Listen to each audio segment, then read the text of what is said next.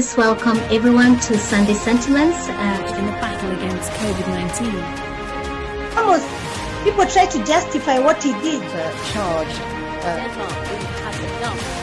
Of course, this is a hate crime. Saved. That's a very traumatic event. Wow, I mean, it's a violation of human rights.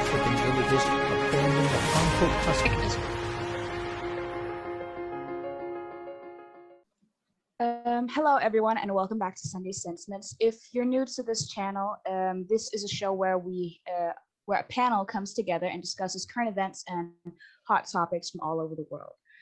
The topic we've chosen to address today is in connection to an article from the BBC from a few years ago, which focused on the abuse and the death at so-called residential schools in Canada of the Indigenous people there.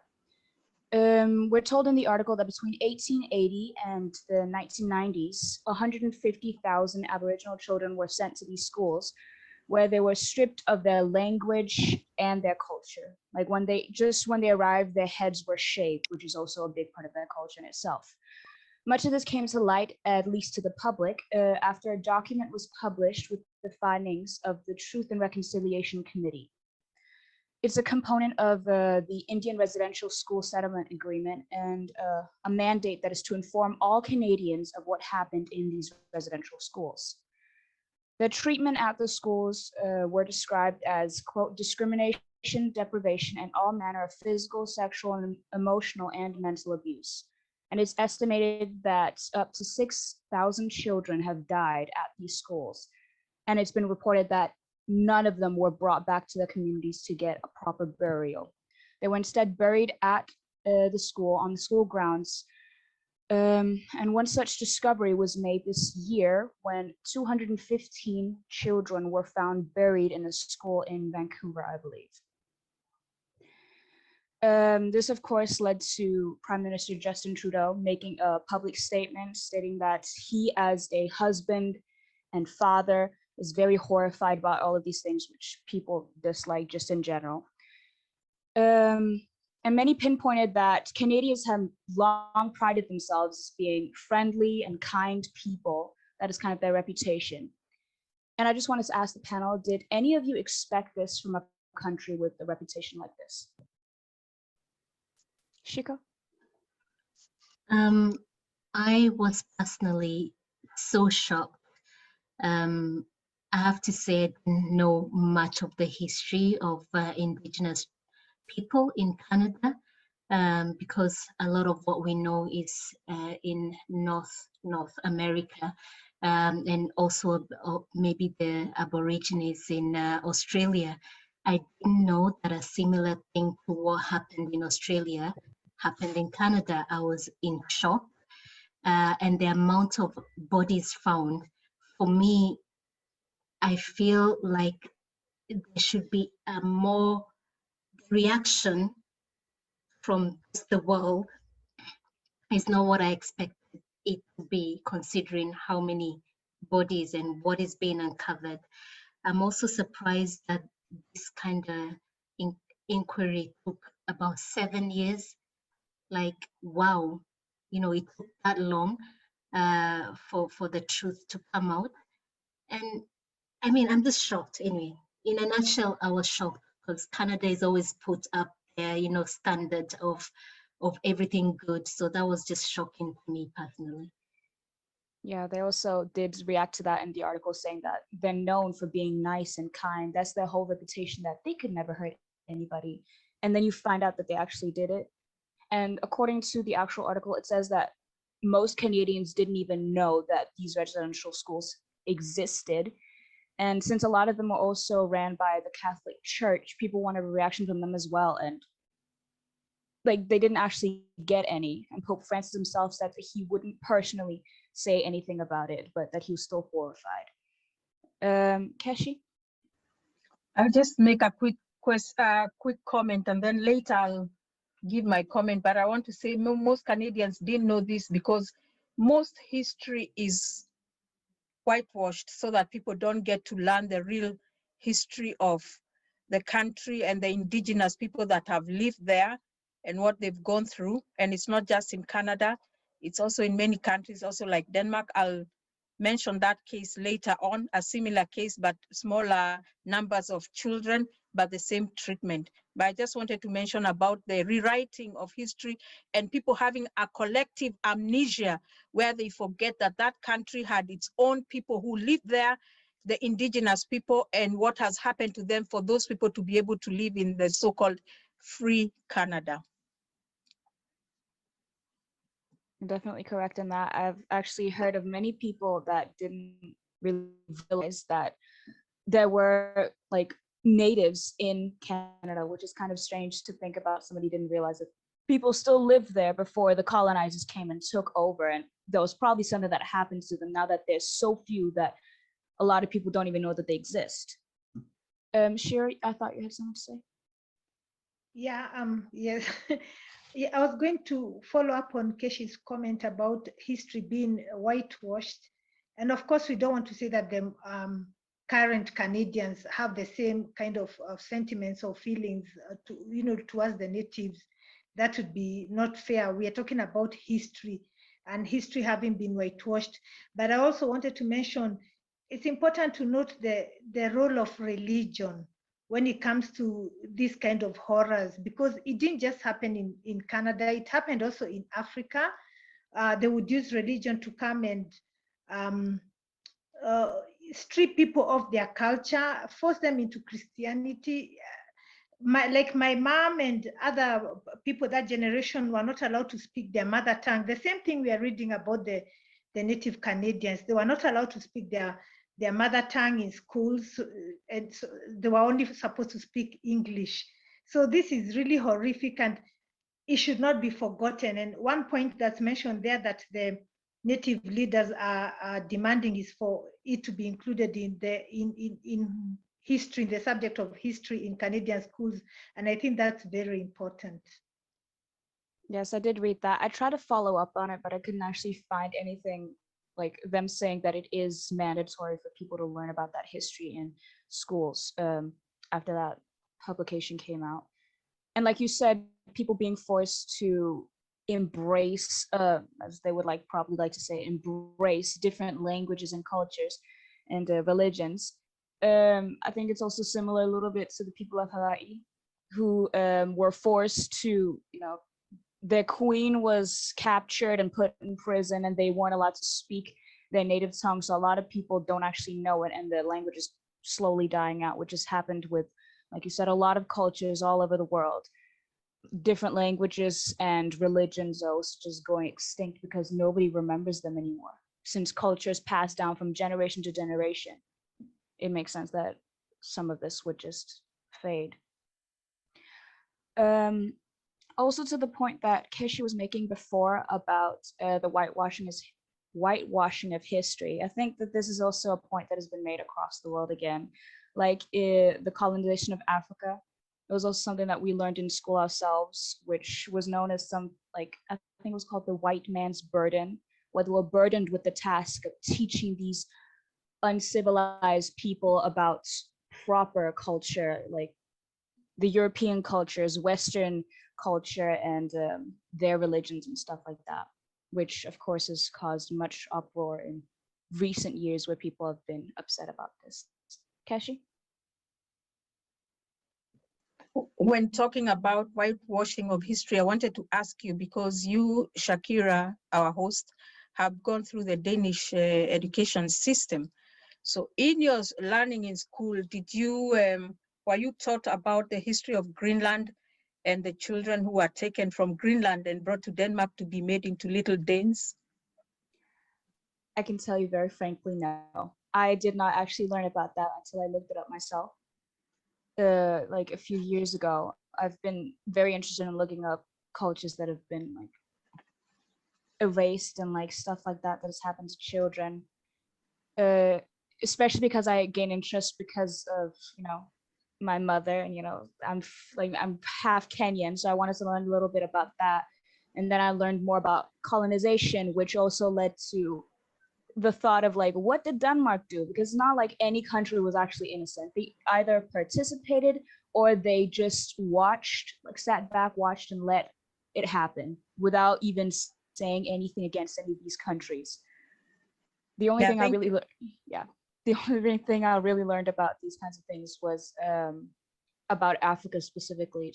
I feel like that's the one topic that most countries learn about, the race for Africa and stuff like that, instead of the focus on other countries.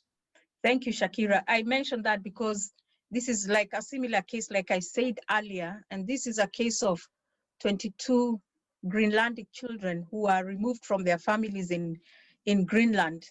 And they were from age 8 to 13, 9 girls and 13 boys in 1951, removed from Greenland, brought to Denmark to be taught to be Danes, and removed from their families, to be taught to be Danes, to be taught Danish culture, so that they could be later taken home to to Greenland after being educated, and they would integrate into the, bring Danishness into, actually teach Greenlandic people how to be Danes. But what happened with these children is that they suffered a lot of trauma because they lost their native language and their culture. They had psychological trauma from being separated from their families, and some was even returned to Greenland after a year. But these kids who are returned to Greenland, some of them actually were placed in an orphanage instead of being reunited with their families. And some of them died without ever having seen their families. And most of them actually died before reaching adulthood. So this was a big case here in Denmark, because at around 2010, a movie was made about this called The Experiment. So it became a big deal because now a light was being shown on this. Many people didn't know about it. And now there was a call for the Prime Minister of Denmark to apologize to the people of Greenland for this heinous act, because you're dealing with people's lives.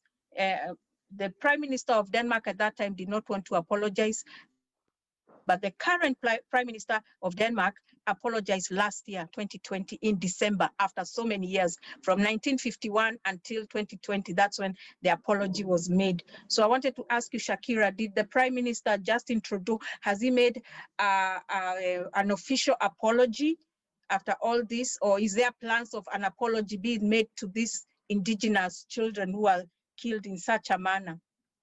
There was actually a apology that was made in 2008 by the Prime Minister at that time about the law that was passed, because there was a law passed that it is mandatory for Indigenous people in Canada to go to these schools. That was passed in 1920, and they apologized in 2008. So technically they have made an apology. And I actually wanted to correct myself, because now I realized when you said it, that we actually did learn about it, just not in history class. Like, we didn't learn about the history really. We just analyzed a text in my Danish class, where we learned about the actual repercussions of it, and how many Greenlandic people who live in Denmark now, a lot of them are just have addictions to alcohol and drugs and stuff because of the system from all the way back then, which of course is going to have repercussions today. We had to focus on a specific person who said that his brother ended up committing suicide because of the conditions that they grew up in, because I believe his mother was the one who was taken away from her, like from Greenland, and brought here. And they didn't have a support system, so it was just them. She became addicted to substances. His brother suffered and ended up killing himself, and he himself said that he suffered with addiction as well, but overcame it after some years. But that's the limit of how much I've truly learned in school about it. Yeah, thanks. It's a hard subject to think about, though. And about the yes, Shiko, you want to say something?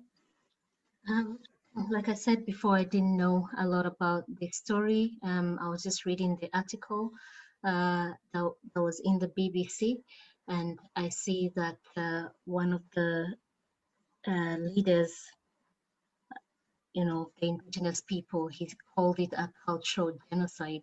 And it is true, it was a cultural genocide, stripping first of all, taking these kids and then stripping them of their culture.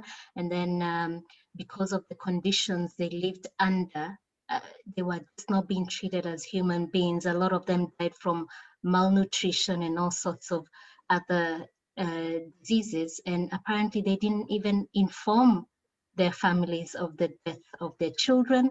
And they also a huge cover up, as they always do, banning records. So actually the real extent to which this genocide happened is not known because records were destroyed. Obviously now they're finding bodies, so that might help with giving us some idea, but it's still just very shocking. And you know, what's the point of apologies? I really don't understand this. There needs to be more than just apologies. You know, your prime minister saying I'm sorry, what does that, I mean, what's the point in that if it doesn't go beyond that apology? If they're talking about the education system needs to include this, I'm so shocked that we're in 2021 and it doesn't include that. And I have to say, I take my hat off to Germany because they seem to really have learned from their history, and they do a comprehensive teaching of the World War II and you know, their role in it, and they don't try and sweep it under the rug and, you know, give a 1 week lesson about it. So I have to say, Germany, that's the way it should be done. Stop sweeping things under the rug to not traumatize your students, because a lot of people were traumatized and they suffered death or identity crisis or all sorts of things because of the actions of these people who were not held accountable. Keshi and then Catherine after. I just want to say regarding the question of apologies, that it starts with an apology. It's a gesture of acknowledgement that you're acknowledging, because for a long time, they didn't want to acknowledge. And the prime minister previous, who refused to apologize, said that he was not there when those decisions were made. So it was not important for the government to make an apology.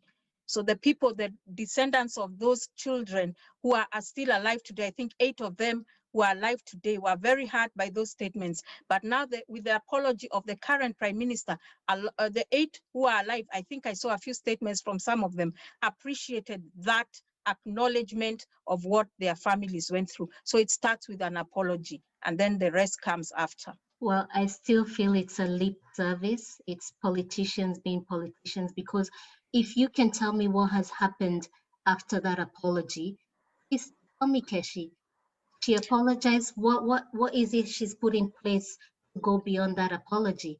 It's a lip service because it's like, oh yeah, at least she apologized, and then the world moves on and Denmark moves on, and those people are still in the same situation they were in.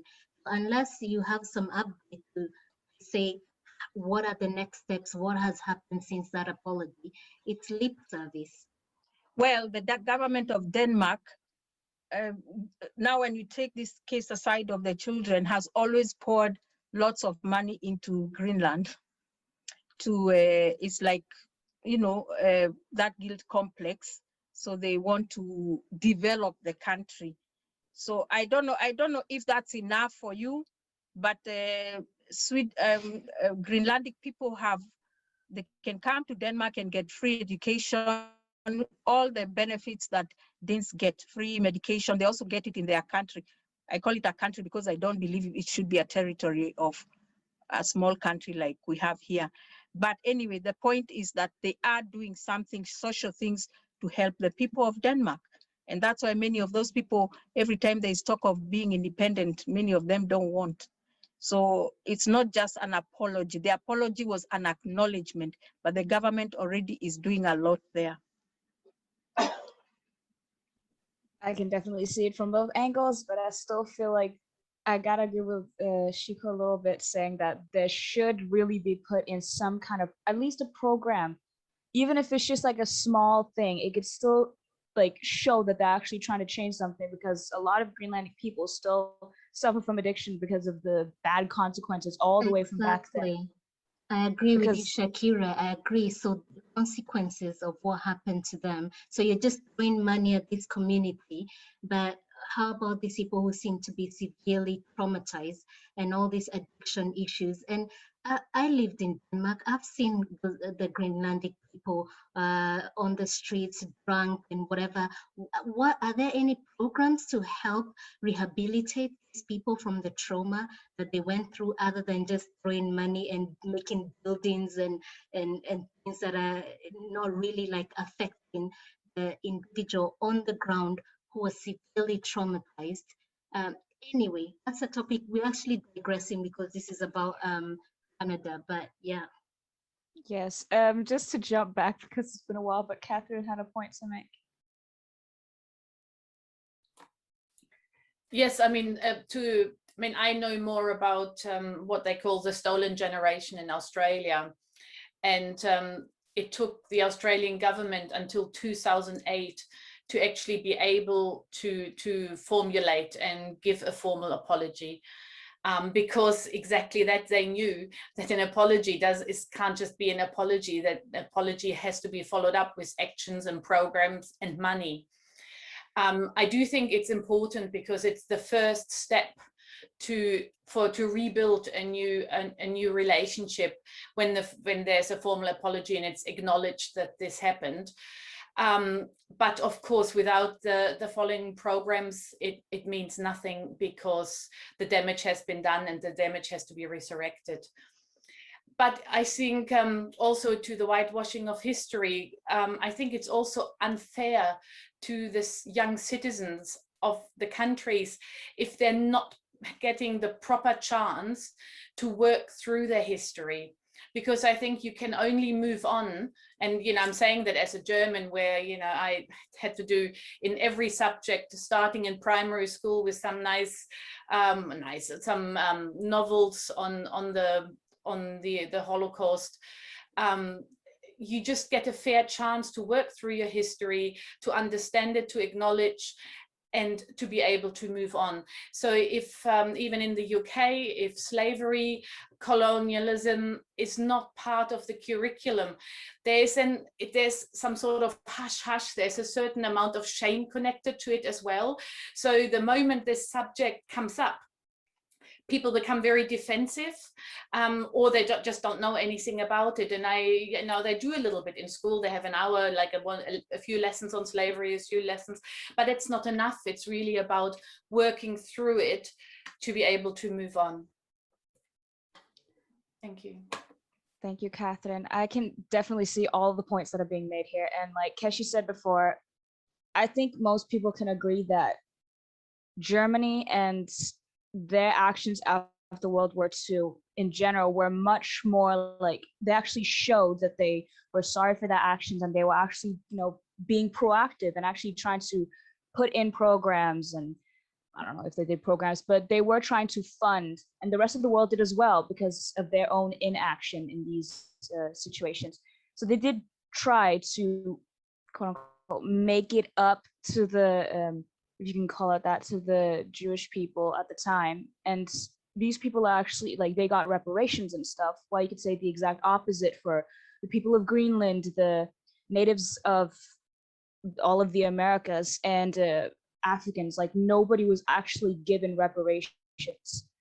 No matter how much you demanded, some people would just pretend that it doesn't exist. And as you said, also the young people, even though it's not good history, obviously it's like a dark spot on the history of the country, it's still important to learn, especially if you go out to these countries as a person from one of the countries that caused their economic downfall, or in general just cultural decimation and stuff like that. It's still important to know the culture of the places they go to and how your country itself could have affected